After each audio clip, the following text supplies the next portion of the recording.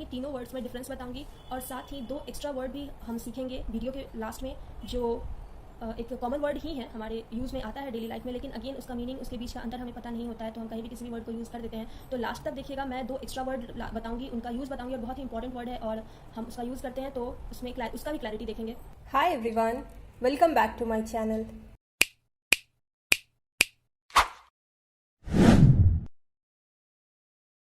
आज मैं आपको बताऊंगी इंग्लिश के 3 बहुत ही कॉमन वर्ड जो हम डेली लाइफ में बहुत यूज़ करते हैं, लेकिन हमें उसके बीच का डिफरेंस नहीं पता है। हिंदी में उन तीनों का मीनिंग सेम ही होता है, लेकिन उन तीनों में डिफरेंस है और तीनों का यूज़ भी डिफरेंट है।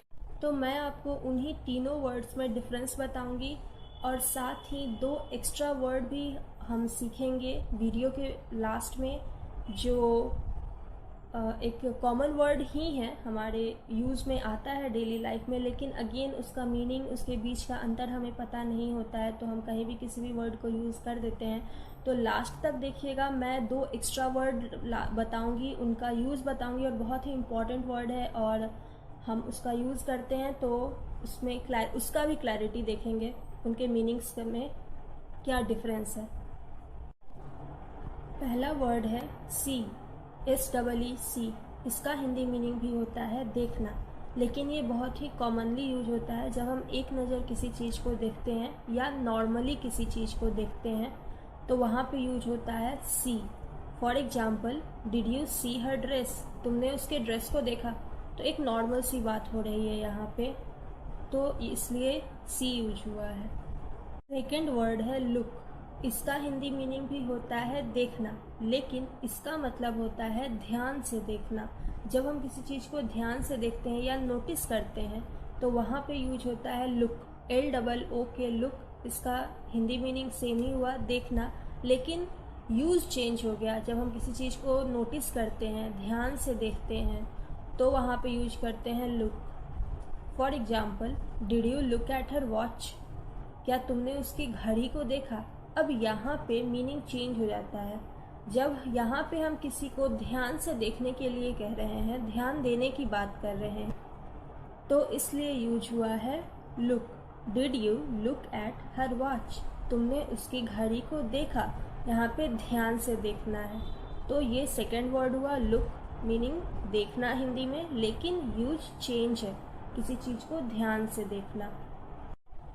थर्ड वर्ड है वॉच, WATCH वॉच।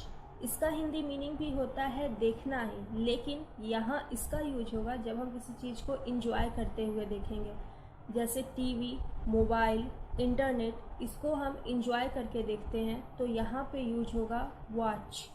मीन्स किसी चीज़ को इंजॉय करते हुए देखना, टाइम लगाकर उसको फुली इंटरटेन करते हुए देखना। For example, yesterday I watched a movie. तो यहाँ पे आपने देखा 3 वर्ड है, सी, लुक एंड वॉच। तीनों का हिंदी मीनिंग होता है देखना, लेकिन तीनों का यूज़ डिफरेंट है। एग्जाम्पल के साथ मैं बताई। 2 और एक्स्ट्रा वर्ड है इसमें, एक है स्टेयर, STARE स्टेयर, और दूसरा वर्ड है गेज, GAZE गेज। इन दोनों का मीनिंग होता है घूरना, जो कि देखने का ही एक सेंस है, लेकिन इन दोनों का यूज अब डिफरेंट है। स्टेयर, STARE स्टेयर, जिसका मीनिंग होता है घूरना, ये निगेटिव सेंस में यूज होता है जब कोई किसी को निगेटिव सेंस में घूरता है। For example, he stairs at that girl. वो उस लड़की को घूर रहा था। तो ये स्टेयर का यूज हमेशा निगेटिव सेंस में होता है। जब किसी चीज़ को हम घूरते हैं, एक लगातार कंटिन्यूअसली देखते हैं, वहाँ पे स्टेयर का यूज होता है निगेटिव वे में। सेकेंड वर्ड है गेज, GAZE गेज। इसका मतलब भी होता है घूरना, लेकिन ये एक न्यूट्रल वर्ड है, एक नेचुरल वर्ड है।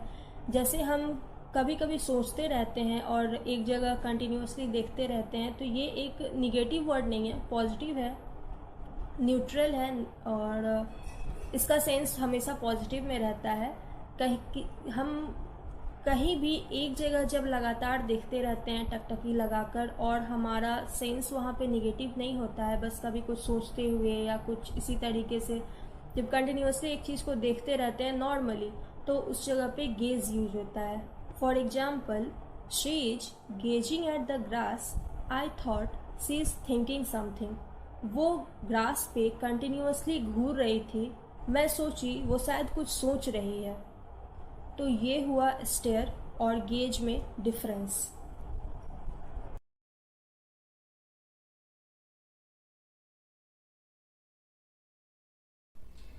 आई होप आपको ये वीडियो अच्छा लगा होगा।